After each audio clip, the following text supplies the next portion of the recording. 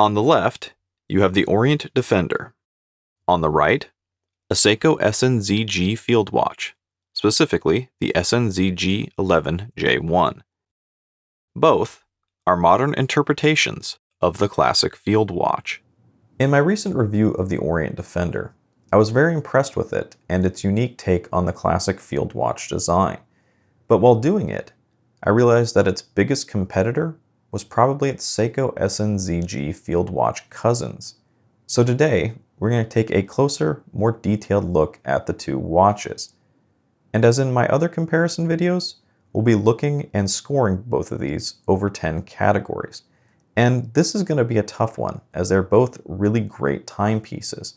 But we're going to take a closer look and see if you had to choose between the two, if there is one that comes out clearly on top.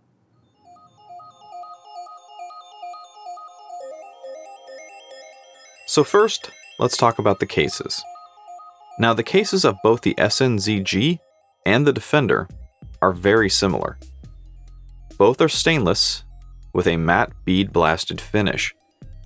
They are both 42mm watches with very similar dimensions, with only the SNZG being slightly longer in lug length.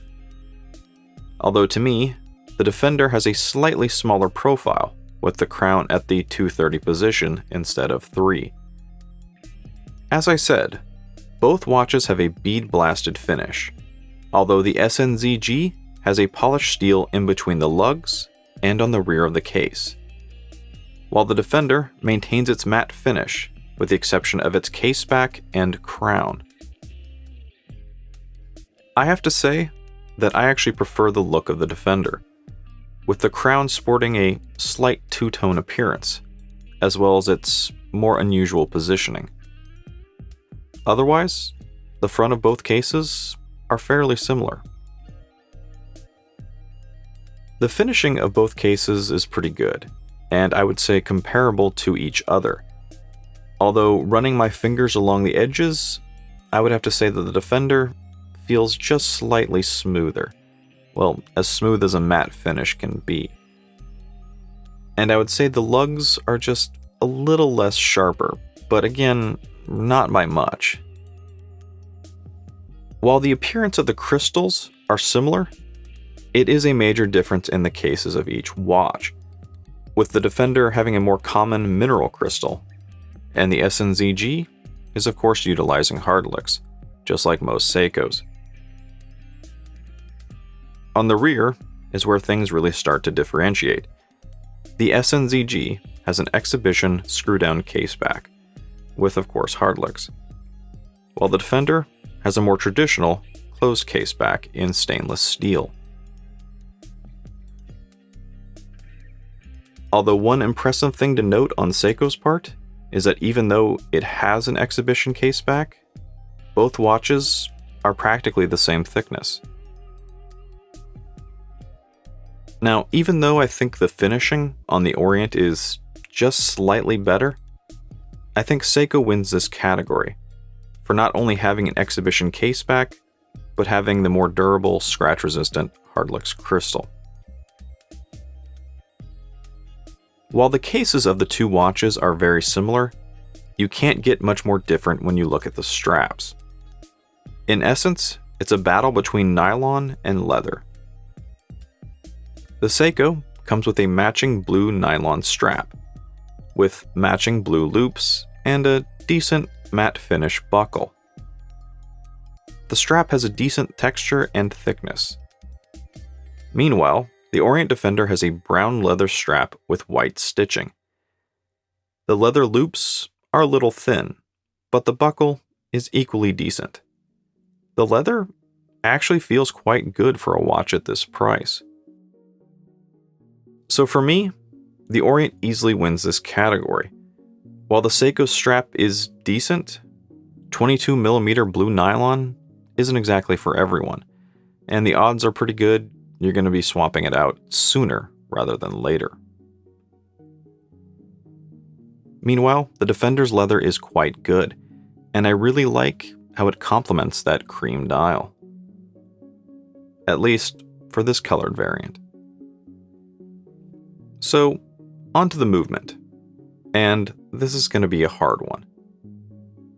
The SNZG utilizes Seiko's old but trusted and true 7S36 movement, which is very similar to their 7S26 movement, while Orient utilizes their in-house 46B40 movement. Now, in regards to precision for both of these watches, I found them to be on par with each other. Spec-wise, they're also very similar, running at both 21,600 beats per hour and having about a 40-hour power reserve, as well as neither movement is hackable or hand-windable.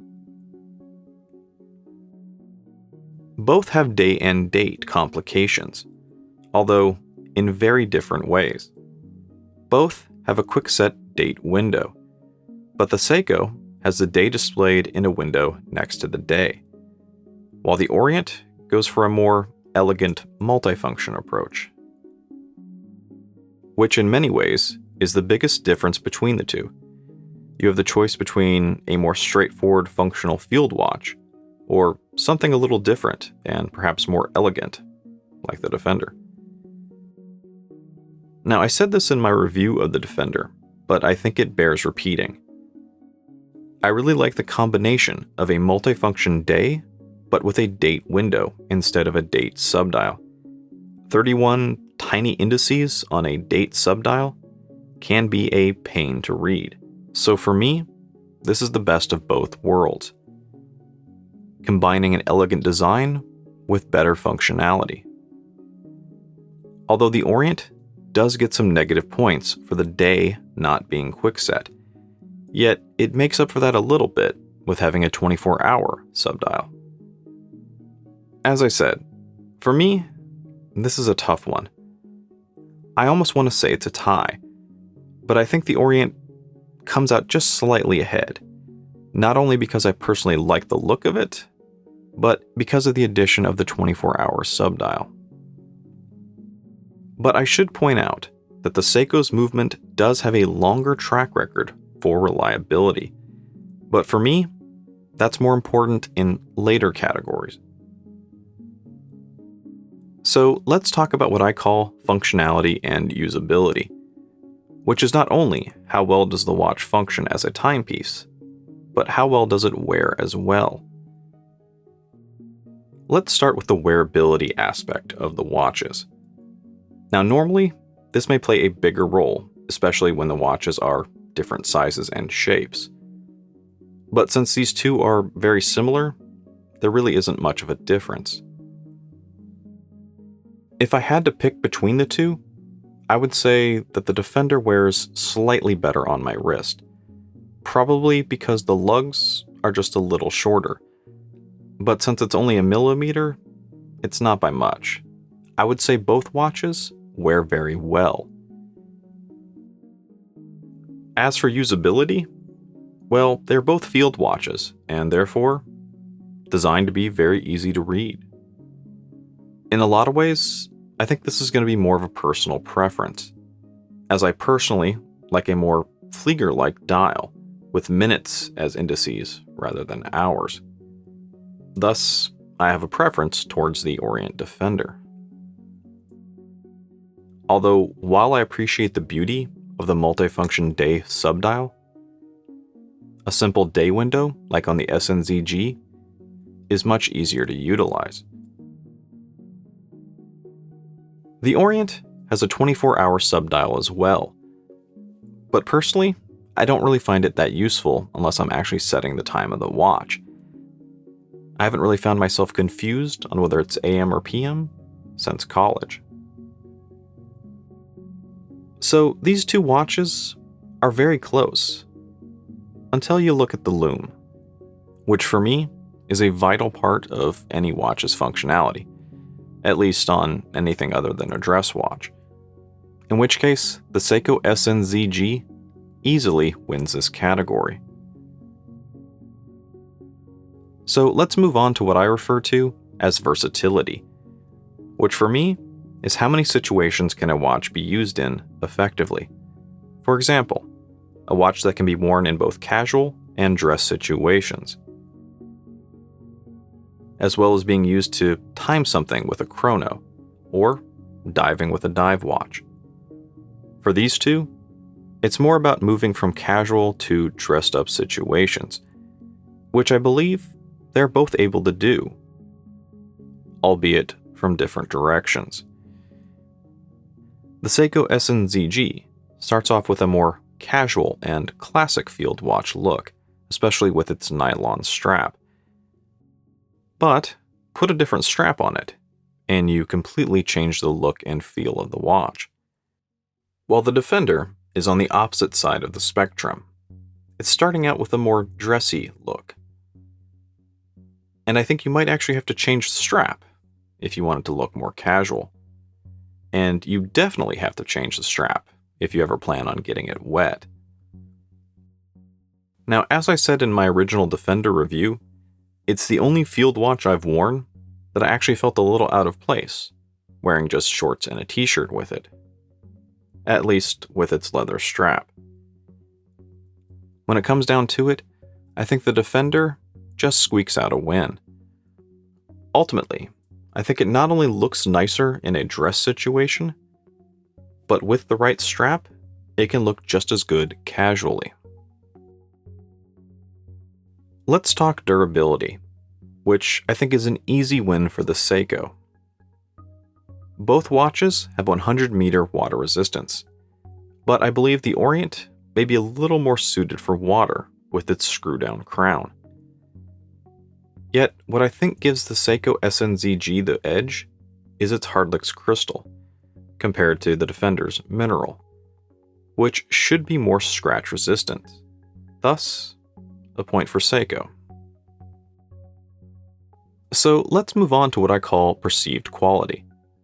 Now, since every watch is different, and no manufacturer has perfect quality control, perceived quality is about what you should expect of the watch coming out of the factory. It's about the odds of receiving a watch that is problem-free.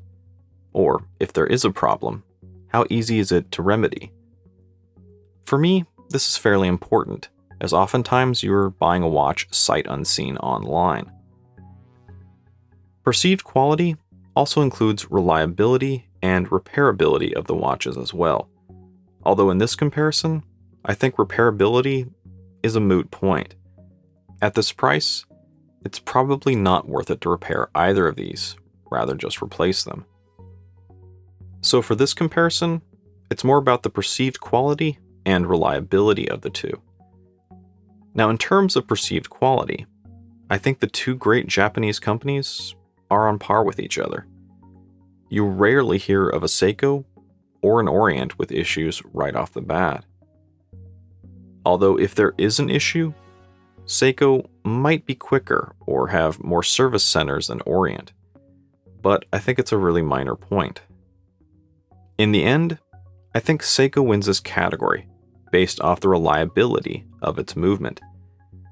Now, Orient is known for making great in-house movements, but the Seiko 7S36 has a much longer, proven track record.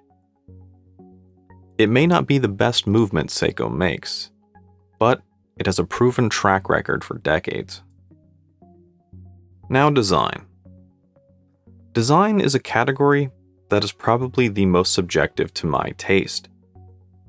And I think there will be a lot of people who will disagree with me, as they might think the Orient Defender's dial is a little too cluttered and busy.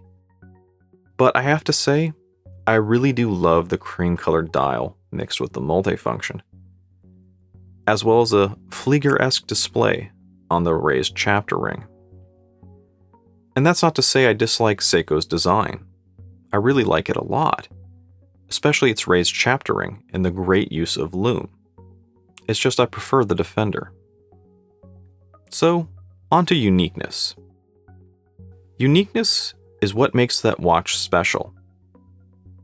I think this is an easy win for the Orient Defender. Not only does it have a unique look for a field watch, but not many people know about Orient compared to knowing about Seiko. And that's not to bash Seiko or Seiko 5s in any way. It's just, they're more like a Honda Civic or Accord. They're fabulous, reliable, great cars. It's just, there are a lot of them. But anyways, on to value. Now, you can usually find a Seiko SNZG field watch for around $105 to $120 for the K models, and about $20 to $30 more if you want and can find a J model that is made in Japan, where the Defenders can be found from around $120 to $150, depending. I'm not certain, but I don't believe the Defenders are made in Japan. But it's a little more confusing on knowing which Orients are and aren't made in Japan. Regardless, as long as you're not looking for a J model, the Seiko will be around $10 to $20 less. But this category isn't just about price, but value. And it's not just about specs. Value for me is really about how all the previous categories factor in relation to its price. Regardless, with the Defender, for not much more money, you're getting a better strap, as well as a multifunction dial. Yet, you're also losing better lume and Hardlex crystal, as well as an exhibition caseback on the Seiko. But, the Defender is a much more unique design and elegantly looking watch, for not much more. And if you were to want anything even nicer, you would have to step into a Hamilton at twice to 3 times the cost. And I keep saying this, but it is a tough one. And it's really a choice between a watch with a better case and one with a more elegant, unique design for practically the same price. But if I had to make a choice, I think it would be for the Seiko SNZG field watch. The Hardlex crystal and exhibition caseback, as well as the proven reliability of its movement, I believe make it a better value in the long run. Which actually leaves us with a tie with a score of 5-5. Which isn't that surprising to me, as they're both great watches at a great price. And in most categories, I really did have a hard time deciding between the two. Although I can say with certainty that after spending more time with both watches, the Defender is my personal favorite. I love the uniqueness of the dial, and it just seems to fit with my style a little better. These really are two great field watches, ones that I'd easily recommend to anyone. And in a lot of ways, I think it comes down to more your own personal preference. Whether you want something a little more elegant and unique, or if you want something more traditional with a cleaner dial. It's really up to you, and if you have to decide between these two, I don't really think there is a wrong choice. But thanks for joining me as we took a look at these two great timepieces. If you haven't already, like, comment, and subscribe. Until next time.